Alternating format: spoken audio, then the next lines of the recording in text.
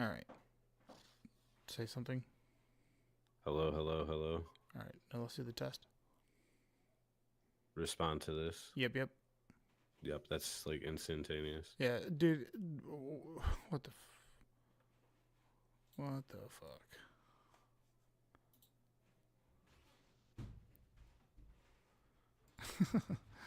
What the fuck ever. So there is one more issue. Yeah. I can't see what we're looking at. Yeah, well, I'm just going to send you the file. Okay, that's fair. You know what I mean? At this point, it's Yeah. just like, we'll go next page. But that's the only thing that's going to make sense. So, yeah. Man, this is easily the most annoying thing ever. But it's something's up with Discord specifically, and they just had like a new update with them. Yeah, that's weird. It's very weird. All right, cool. How are you sending it to through just Google Drives? Yeah, you'll see it there.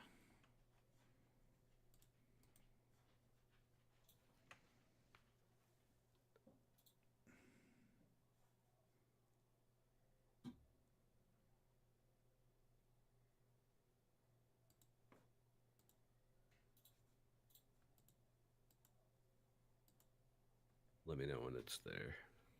I sent it. It's in the. You'll see it. It's in the podcast ideas. Am I not connected to? Just all the worst shit today. We're figuring this out, guys. We're live. We're figuring it out. Sorry, something happened recently, and all my shit's all messed up. Um, I cannot find the file. Am I looking at it wrong? podcast ideas. So, like, when you go to Google Drives, where do you go, like, from that main screen from home? Oh, no. I sent it. Sorry, I sent it through Discord. I'm sorry. Oh, okay. Yeah, dude. I'm like working out two other kinks right now. So yeah, it's like we're ill prepared. So it's like we regressed immensely, immensely. I can't believe I had used. Ain't that some shit? Hey, man, you found a solution, though, and that's all that matters. Yeah.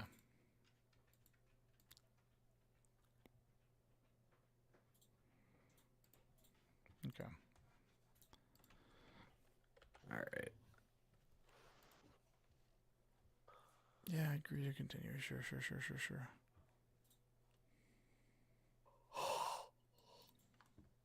Uh,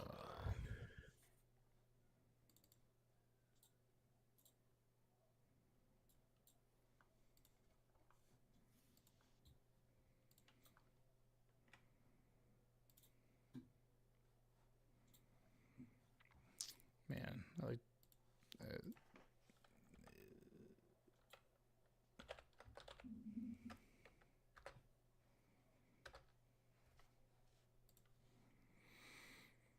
All right, let's see if this gets up and running, and then You're live right now. we're good. That's I'm not worried about. There's just yeah. There we go. One thing I'll say real quick is on Streamlabs, if you're not going to use your camera, you should. Yeah, there you go. Perfect. What did I do? I was going to tell you to remove your camera from the stream, but because I, I'm watching the stream, oh yeah, I did that. but you did. I forgot it was on a delay. Okay, let's try this. Yep. Okay, then we're gonna add this. All right. There we go. All right, I got it. We got it. We're good. We're fucking gravy, baby. Sorry, dudes. I suck at text. All right. 3, 2, 1. You are listening to episode 198 of Paper Player. God, everything's just fucked here today. Yo, bro, fix my shit. All right.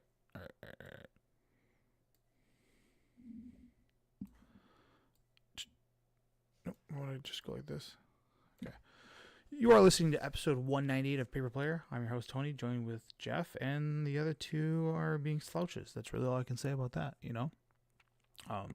Those guys got to figure it out, and we will make sure that everything's all gravy, baby, for episode 200, and I like the bootleg of what I'm doing, so I'm getting a kick out of that. But anyways, as always, we'll go over our show notes real quick, but we have Magic Roundtable. Vegas is coming. Spellgrounds. If you don't know what that is, we're going to go into that. Draft a Commander Cube, Final Fantasy stuff, and just some DIY Cam Magic because that's what I'm getting more into. As always, connect with us through our social medias or any kind of way to like and subscribe. That always gives us some help and gets us some exposure, and that's really all I'm here to do is expose us. That's really what I like. So if you would just like to hit, I hate saying, if you would just like to, if you would just, yes, yeah, exactly. If you would just like and subscribe, that would greatly benefit us. And then if you would like to do it through multiple platforms, just check out our Linktree/PaperPlayer. You'll be able to find us in all different avenues, all the way from popular ones to even some of the niche ones. But yeah, with that, Jeff, did you get any Magic in? I got a little draft in recently in the last day or two. I've been doing the quick drafts for Dustmorn just to try to get up some more rare wild cards so I can build some of these good decks in standard. Sure. I actually did play some standard on MTGO over the weekend. I played some Corey, Steel Cutter, Blue Red. Yeah. It was fun. The Jessica control decks are a little rough. I think the deck needs to start running like Negate in the board almost. What's it got right now? Just like Spell Pierces? It runs Spell Pierce. Yeah.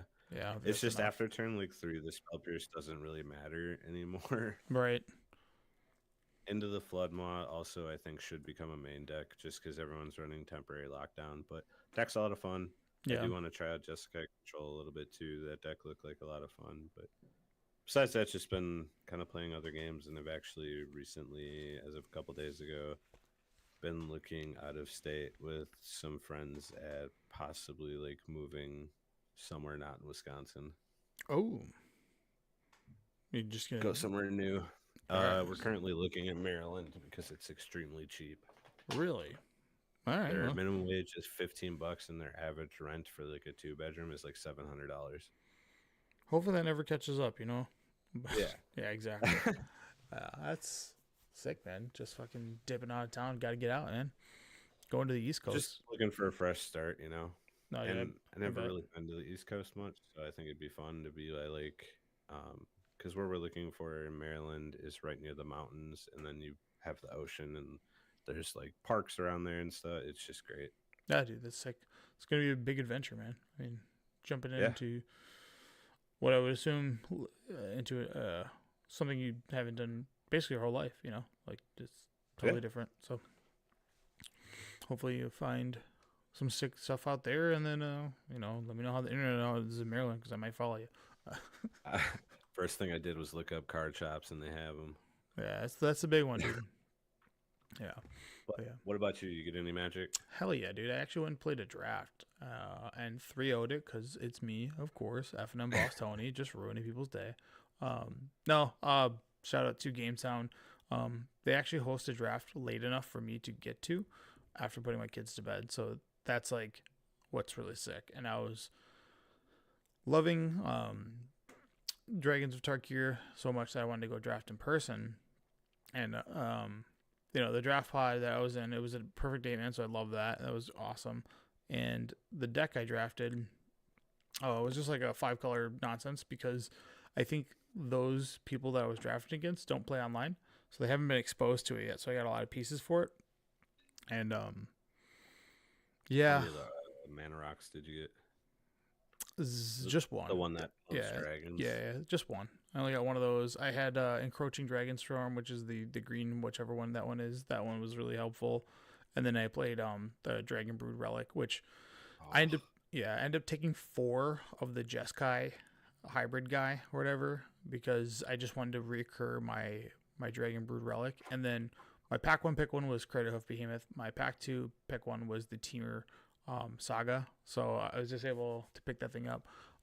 Round one was really actually close matches, like because I'm playing the 5-color deck. Like sometimes you just stumble and then they just press you, and then you're just like, I can't get out from under this. So I was able to win round one. Round two, it was a guy next to me who's drafting Teamer, who was cutting me the whole time, which is fine because I was in 5 colors. So I was like, these cards don't really matter too much to me. Wasn't really much of a game. He just kind of game one, he was Teamer and only had 2 of his colors. In game 2, he was Teamer and only had 2 of his colors. So it was really just kind of. He did play the Corey Cutter on me, which scared me. And then I was like, oh right, it's Teamer. Everything is expensive. So like he activated it like all of 2 times through the game. And then my round 3 opponent, this is where being stoic and then changing from being stoic and talking to your opponent can really be useful. So for the most part, when I'm playing Magic, I stone face my opponent. I just don't talk much. When they say something and they look for a response, I just go, okay, like just nothing, just whatever. And then I proceed to do those things. And then I do put my hand down, reveal like a Caustic Exhale, which is the mana leak of the set if you control a dragon and so forth.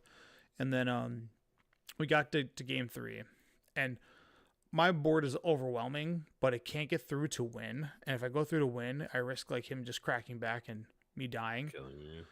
So I play the Blizzard. I show him the Blizzard without like, getting an effect off of it. So I draw 3 cards. He sees it. He goes, okay. And then I play the bird to then put the Blizzard on top of my deck, pick up the Blizzard, and I just say go. And at this point, I think I've drawn like 7 more cards than them through my cards or whatever. And I'm getting down to like 10 cards. My board has 9 creatures on it. My entire goal is to draw my Teamer, Saga, so I can play it. And then he's like, okay, it's do or die, because in the 2 turns I'm going to double my team, and like you really don't have a way to stop me, like from overrunning or drawing Cradle of Behemoth, which no parties at the table have seen. I've drawn 0 Cradle of Behemoths in all games I've been able to cast it. I get down to literally 2 cards on my deck, and it's Cradle of Behemoth and that. And so I go. He goes. If he attacks me, we rewind after I win the game. But if he attacks me and plays Valorous Stance, because he plays his bomb Anafenza, which gets huge, because he's also got the 3/3 Death Touch. When you attack, you can give something Death Touch. Yeah. And he's got like the Valorous Stance, or the thing that makes 2/1/1 prowesses. So like if I block with one of my 4/4s to soak up a little bit of damage, he could just Valorous Stance and trample over for lethal. He starts turning his blockers. I go, well, at this point, he's already seen the Teamer battle. Saga, I go, even if I draw the Teamer, I'm just going to mill out. He goes, you know what? You're right. And he pulls all his creatures back. Top deck the Crater Hoof, play the Crater Hoof, +100/+100, and trample to my team and say go. And he's like, dude, you totally fucked with my head there. And I was like, he like even gave me like an applause. He's like, oh, I should have just went for the attack. So then that's when we played out the scenario, and I was like, yeah, I would have lost because it would have been exactly 13 points of damage. Yeah, but it was just like one of those, like, I presented him like a solution, like, yeah, because I was holding like 3 cards in my hand, so it's like, you don't know what I have. It's 3 lands. Like, surprise, surprise. Like, I have just drawn like my 2 bombs on the last 2 cards on my deck, which is very funny. And the fact that the game was able to go the distance this long was like, it's also very funny. But yeah, I got a kick out of that, just being like, hey, what if you he's like, if you just don't attack, like, I'm gonna mill out. I was like, right off, and he just like sighed so hard. He's like, I was like, math for blockers, send it. But yeah, I was like, my team gets +100/+100. Good luck. But yeah, it was a lot of fun, man. I don't get to play like physical Magic, especially in a draft format, like really ever. It's like I do the 1 sealed event. And that's really, I can put my kids to bed and leave and make it there, and then be, and it's a very I don't want to say close-knit group, but these guys play with each other for the last like couple of years every Friday. So I'm like, I'm ready to be the new sheriff in town and ruin it, and where they boot me. That's the goal here. But yeah, cool, man. All right, with that being said, we're gonna move on to Vegas is coming, and guess what? We will be in Vegas. I know that's coming up sooner than later. That's like 5 weeks away. It's coming up fast. And MagicCon Vegas is gonna be a blast. I don't know if there's much said going much to be said about Vegas other than like it's gonna be Final Fantasy themed, and this set is nuts. We haven't seen anything yet, but the hype for it is pretty crazy. They also showed Festival in a Box, which is something that you can buy May 19th at 9 a.m. It's basically you can do it every single one. And they show the cards that come with it, which is Marwyn the Nurturer, Lisa Shroud of Dusk, which is like mids, Aloro, which is pretty much worth it because that card's like a really highly desired EDH card or commander, and then Sithis, which is medium as well too. And then you also get an Ugin, a Sliver Hive that are old border, and then on this playtest card, which is all you can eat buffet, which I think they could make this a real card. It's one of those where it's like you should make this a real card, which at any time you may play lands and cast creatures spells from the top of your library, and then if the top card of your library is a food token, it's still a card, so you can like sack the top card of your library for 2 mana and gain 3 life, which I thought was very neat. Which they could totally do. That's pretty cool. It's just weird, right? Which would make it mean that could your opponent play a artifact removal on your top card of your deck, like Ancient Grudge, because it's a food token? But yeah, well, right? No, because it's just the top card is a food token, yeah. Isn't it? I don't know. Yeah, that's a great question. It's still a card. Like... Yeah, they're the Silverhide and the Ugin. Too bad this Ugin's no longer played. But yeah, Festival in the Box is cool. You also get a mystery box 2 booster box, which also has Oracle, a potential of having Oracle of Alpha in it, which is, I don't even know how much that card's worth, but people really, really like that card a lot. So enjoy that.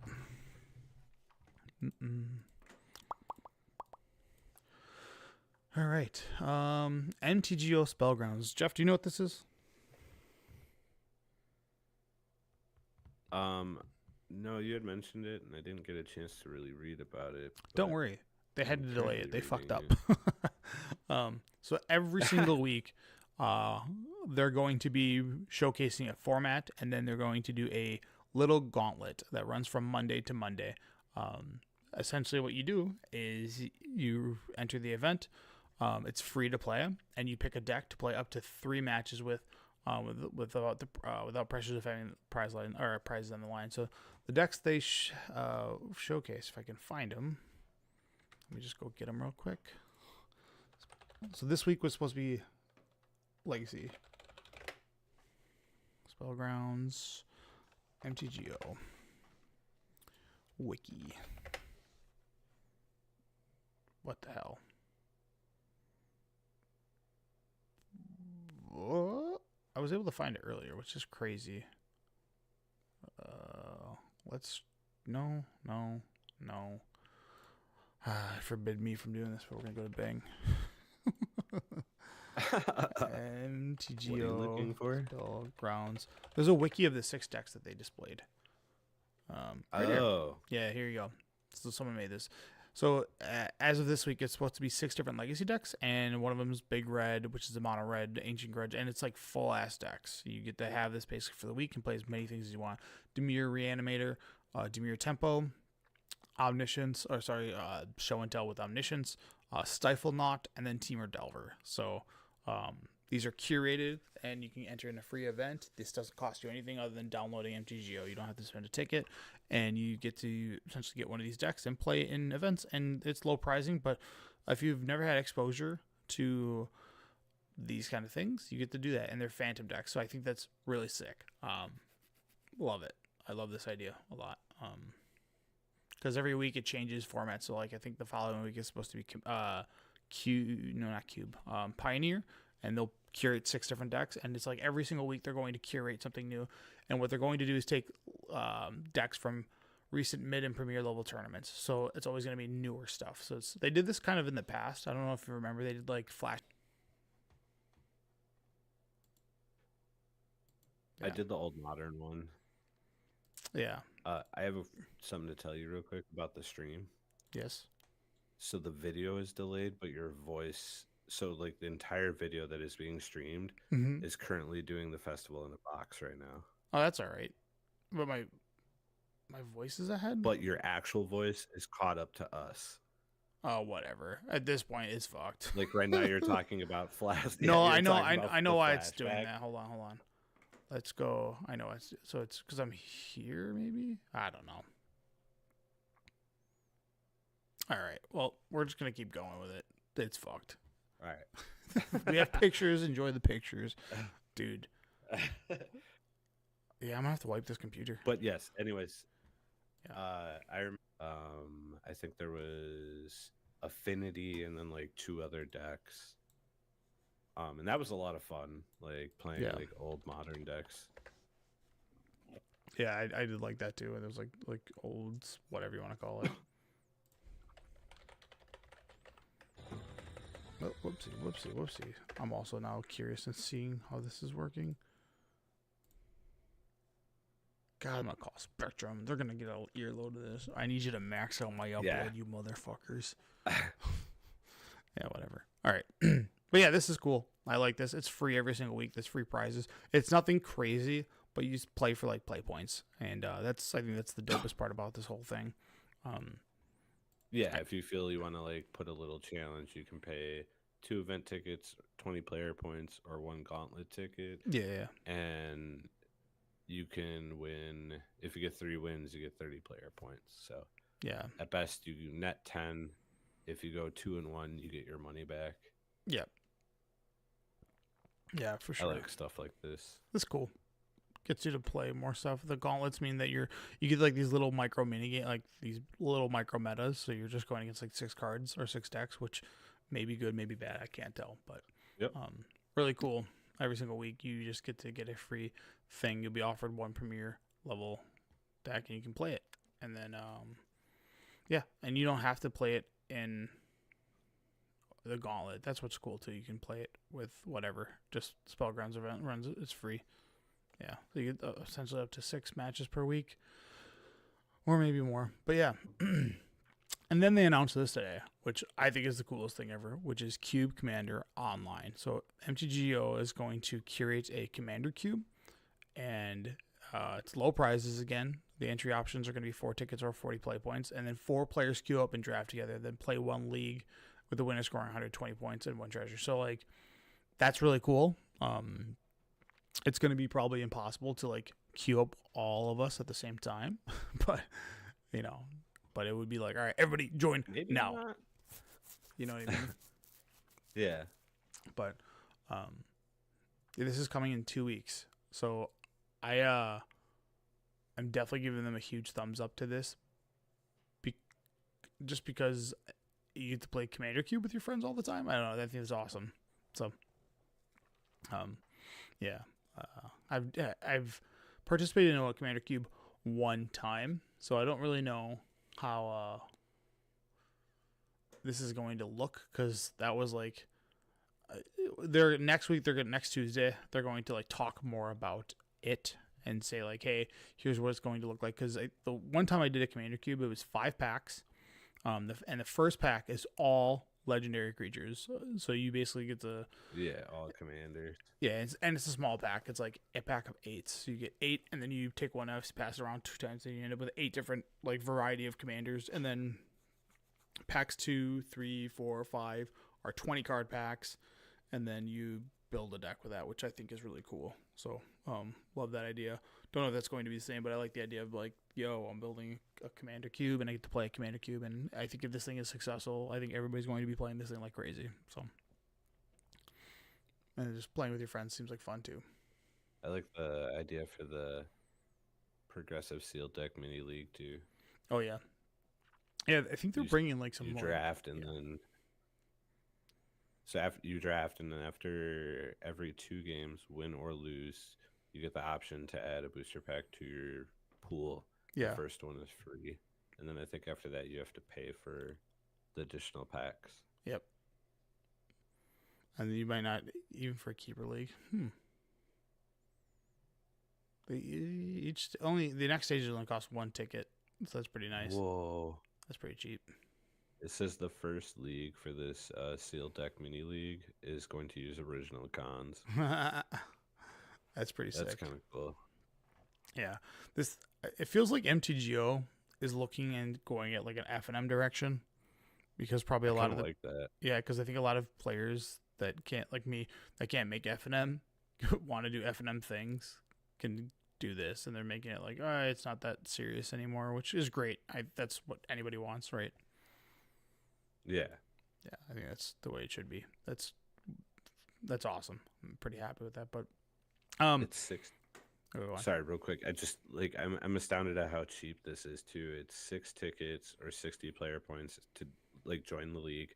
You get your 6-pack or 3-packs, and then in stages 3, 4, and 5, when you can earn that extra pack, the first one's free, and then it only costs 1 event ticket or 10 player points to get a booster. Yeah, pretty sick, dude. And it's keeper. That's awesome. Yeah, But this might be a way of them like, hey, we know a lot of people just use rental services, and we want to just get a little taste. So let's make some formats that people made, and they're going in a direction where they're trying stuff where, we have Daybreak accounts, and then there's also rental services that everybody uses. So nobody's really spending money. And then as far as draft goes, like that's all gobbled up by Arena. Like there's very few people drafting on MTGO. So, yeah, I can't wait to try to coordinate this with all 4 of us to try to get in one of those commander cubes. And we're gonna try. You know what I mean? And then you get the blowout of somebody's in here like, ah! But like I think that should be really sick. Yeah, awesome. All right, so Final Fantasy has already outpaced Lord of the Rings. Now I don't know if Wizards is fibbing, but they're saying this set's already selling better than Lord of the Rings, which is really absurd. That's a wild concept to me because the One Ring, the like $2 million One Ring, was in Lord of the Rings, and that it sold so fast. Yeah, I know, but there's something that's so drawing about Final Fantasy, and I think they're doing a really good job of like driving people into it. Also, the fan base is just honestly, I think, bigger. Yeah, I think so too. Dude, this is nuts. Like, I'm a little fearful because pack prices have gone up with Universes Beyond, and I don't want packs to be scavenged and picked up like they were with Pokemon. You know how like targets are just like signage, just picked like clean. They're picked clean. People are fighting over boxes. Like you see all the videos of this shit and boxes. Like Pokemon product, sealed product is just so crazy. And I did talk to a store owner about this. So prior to this, like last couple of years of like Pokemon craze, there was like maybe one booster set of a year would get like crazy, and people were like, all right, I that was like, it was just like a little blip and it'd be gone. It'd go back to normal where you could just buy products. I remember going to Targets all the time and just seeing tons of Pokemon product. Now it's just completely gone. And that store owner was like, well, my distributor basically gave us unlimited. We could ask for 100 boxes. We would get 100 boxes. And now, their distributor that they've had the relationship with like for over 12 years is now limiting their boxes from like, you can have as much as you want to. You can have 8 boxes, which they may be doing something wild. They might be doing something scuzzy and keeping their direct shipment and then just flipping it for 5x versus selling it to their, loyal customer base that has been literally driving their business. Not to say that's for sure, but it certainly feels that way. Or there's just a massive shortage of Pokemon, which makes no sense, right? No, I don't think that's it. I don't think so either. And, I think that they're just withholding it just because, like, dude, boxes go for like, retail is like I think $100 for Pokemon, and like people resell them for like $400 or $500. Yep. Because you can't find them anywhere. Yeah, I don't think Amazon has them for sale. And then like this next set is Team Rocket's Mewtwo, and the Elite Trainer boxes, which is like 9 packs, are selling for $500. It's like, okay, this is officially gotten out of hand. But if people are going to willing to pay that price, then I guess, Yeah. I can't do much about it. And I don't know what has caused these Pokemon craze to go so crazy again, but who am I? Like, what do I know, right? I'm just a dipshit. But back to Magic. I'm scared. People slabbing and selling. Yeah, that too. Slabs, dude. Yeah, we've said this before. If you slab your cards, you suck. I think slabbing is really lame. But I'm fearful that this is going to happen with Final Fantasy. There's actually pre-releases near us that are the normal pre-release $50, but they all have caps. Every store that we know has caps. So I just saw their pre-release. I will be stopping to that store tomorrow and registering for a pre-release, just so I can make sure I get one. I'm not going to wait. And I advise everybody on this who's listening to this podcast not to wait. Go out and pre-reg ASAP. ASAP. Yeah. Agreed. I gotta play 2 in a weekend. I want to get this Velvet Dice pouch. Sure. So, it's sealed deck, which is normal, but there's something interesting about this pre-release, which it involves a crystal counter of a D10 spin down. I'm trying to figure out what that means. Like, what? There's got to be a mechanic that's coming. It could be a Chronicles. I want to say Final Fantasy IV had the 6 or 8 like legendary crystals, so I'm sure there's some mechanic that involves it. Yeah, because the last time that we got a unique dice was Mirrodin Besiege, where they gave you a 10 dice infect counter. It's like, whoa, didn't see that coming. The last time we got technically unique dice would have been for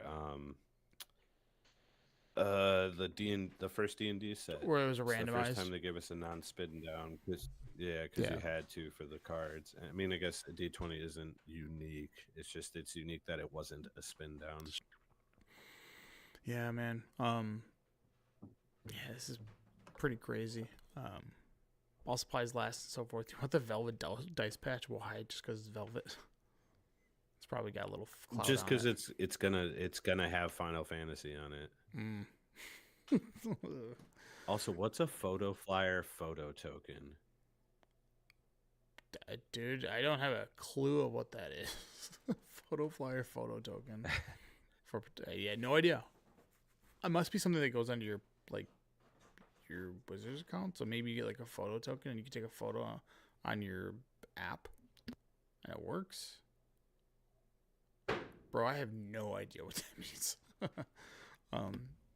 Who knows, man? Yeah. And then the last thing I'll say about Final Fantasy is it's going to be premiered this weekend at PAX East, which is going to cause probably an insane amount of hype, because if I had to guess, they're already going to show us what the Cloud does, right? They've already shown like the outline of what he is.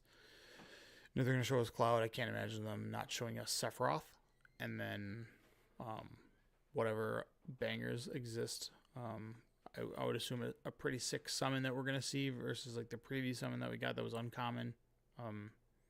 And just maybe some of the mechanics, right? We'll see probably what these crystal dice do, and then I don't know if you're fascinated with it, but I'm fascinated on like all the different things from like 1 through 10 mechanically, or 1 through 16. It's hard for me to envision Final Fantasy beyond 10. I don't know about you. I don't. The ones beyond 10 don't exist to me. So. Well, I can picture 12 because I did play 12, and then 14 because I played the MMO. But besides those ones, like, I don't care about 15. I didn't play 16. 13 was honestly, in my opinion, the worst Final Fantasy to ever exist. 13? You said? So, yes, I can see why you would say 1 to 10 is like all you can think of. Yeah, it's like, that's like, because after that, it was like, at least to me, it was like, oh, Call of Duty and Halo are life. Like, I'm not playing bullshit. Like, sorry. I want to play with my friends.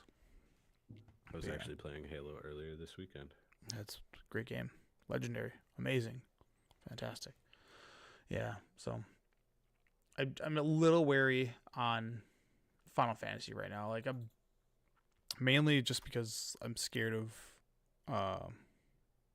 the products being undersold, and then booster products, like, we know that these packs are going to be $6 right from $6.49 right from the get go, and that's MSRP. And if packs are like $25 for a play booster, that's going to be really upsetting. Like, and then I hope that's not the case, but if this set's already recorded to be a better seller than Lord of the Rings, it's going to be one of those sets. Yeah. What are you saying? This is one of those sets that, like, this is one of those sets that when it's hard to get the packs in general, even the worst cards in the set are $1 or $2. Yeah. Like, the set is going to hold a price tag until that issue gets solved. Yeah. So, and we have Vegas coming up that's going to be showcasing Final Fantasy. So a bunch of stuff will be open there. And then I'm hoping that's not like what's going to drop what's on our head, you know? But yeah. Yeah. Cam Magic is cool. So I did want to talk a little bit about Cam Magic, and the reason why is because I'm getting more into it. Before I didn't really go too crazy on. I just want to touch my cards. Does that sound bad? Is that wrong of me? Do you play a lot of Cam Magic? I used to, especially during COVID. Yeah, there's this one store in, I think, Maine, actually, that would hold legacy F&Ms on Cam, and I would just play in that like every week. Yeah. And that was a lot of fun, man. It really helped. And, like, I mean, I played Burn the whole time. That's like all I ever played, but like I won a couple of them. Yeah. But I've played Commander over Cam. Obviously, we've played Commander over Cam with like the podcast itself. I like Cam Magic because I don't have to worry about driving somewhere and like having to drive home after. Yeah. Like, don't get me wrong, I like playing in person a lot. Like, you know, Saturday night playing some Commander, but Cam Magic's nice because I can just turn on my camera, play my cards. When I'm done, clean it up. Yeah, that's the biggest thing, right? It's like, that's really what we want to be doing. I'm with you. I'm a big fan of that.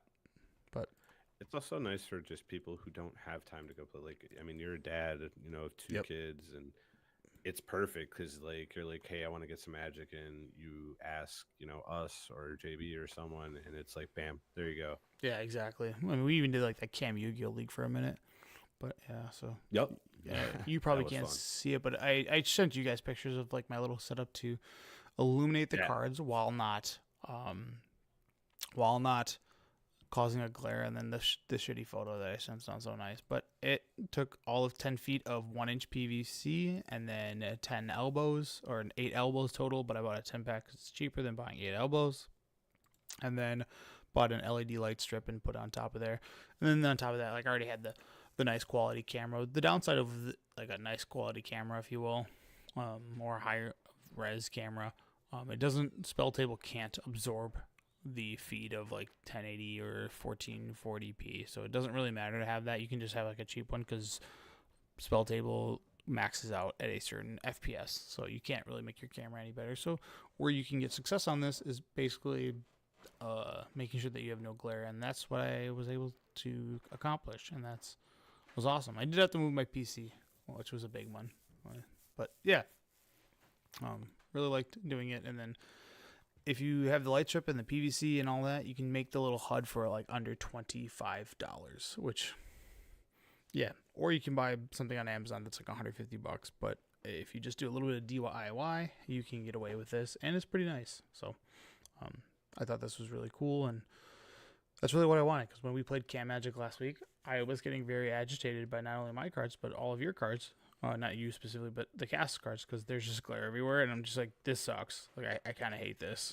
So like, I totally understand what you mean. It drove me to be like, I need to make this better, and did a tiny bit of research. And then the finished product, it's all zip tied now, so like the light can't move anymore. And yeah, it's good LED. You can change the color of the lights if you want to make your, all right, I'm going red mode, I'm pissed. That's really what I want to do. That's it. You made me angry. I'm going this way. But lights, and they have different hues and so forth. And LED strips don't cost nothing. They're cheap. No, You can they're buy some super expensive cheap. ones, yeah, but you don't have to. But all right, I gotta go and buy mine. I want to build one too because I have a L desk and I have a whole side that I just don't use. That would be perfect. I could slide one monitor over and yeah, find a way to put the camera up. I know someone said they had tripods. yeah, me. Yeah, there you go. I got like 6 of them. You just set up a tripod and have it kind of come over, cheat over, and then bam, there's where you're at, man. But yeah. All right. That's all I really got for this week, man. I think, well, I don't know if you want to talk about standard. Did the standard thing just happen too? Yeah, so there was an RC this weekend. Top 8 had 2 cutters in it. It was like, I think 1 control deck or 2 control decks, 2 blue-white omniscience decks, and then 2 other things. But there was a 33% showing of the cutter deck throughout the whole weekend, like day 1. Yeah, dude. And even though it did not win, I still think it's the deck to play. It looks like I think it just evolves a little to be control. Yeah. And it's been a while since we've been there, but honestly, standard is a blue format right now. Yeah, it's like blue insert other color. Yeah. Well, I mean, it's so crazy that, you know, like 3 weeks ago, and this is like, shout out to Wizards for just weathering the storm, right? Like, it was like 3 weeks ago, everybody's like, we got to ban the mouse package, and it is nowhere to be found, man. It got beat the hell out. I mean, it did top 6. It was either top 16 or top 32. One did. Yeah. But to be fair, Monstrous Rage is in the cutter deck. It is. Yes. That's the card that everyone keeps asking about. Yeah. But honestly, I think you just have to play blue because of stock up. Yeah, that card is so good. $13-14. And it keeps raising. It's Aether Drift was just not a set that people really opened a lot. Yeah, so it wasn't really a well received set because of that. So we have a stock up because they're just not out there, and the card is played from standard all the way through vintage. So yeah, we're gonna be seeing a lot of that.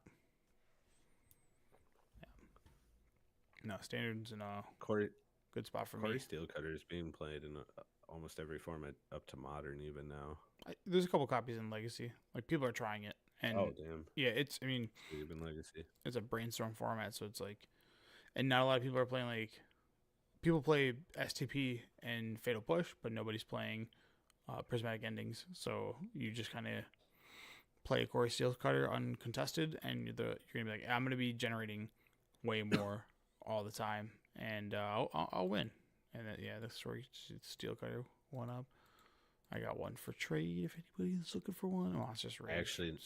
I do need one. I got you. I have 3. Yeah. I'll trade you the Mox for it. Sure. It works for me, man. 66666. All right. Yeah, Standard's in a good spot. There's more. Yeah, the RC happened. I think there's another one this weekend too. Because aren't they like back-to-back weekends? Or maybe. Yeah, I think because they have them in 2. They're no longer like just one location. They do 2 in 2 separate locations, I believe. So that way you don't have to travel from coast to coast to get to one of these, which is there's a sealed RCQ coming up on the 24th that I'm gonna go to. It's on a Friday at 6 p.m. Damn, dude. Is that for? Are you playing Dragons of Tarkir? Yep. Oh, nice, dude. That's gonna be a blast. All right, man. Yeah, it's gonna be fun. Get us out of here. I don't know, man. Just make sure to have fun. I don't know. Like, I'm not the one to normally do these. Good. Just try to be a good person, man. Don't be a douchebag. I know it's easier to be a douchebag sometimes, but turning the other cheek is normally always the way to go. Hell yeah. And bon voyage. Thanks for watching.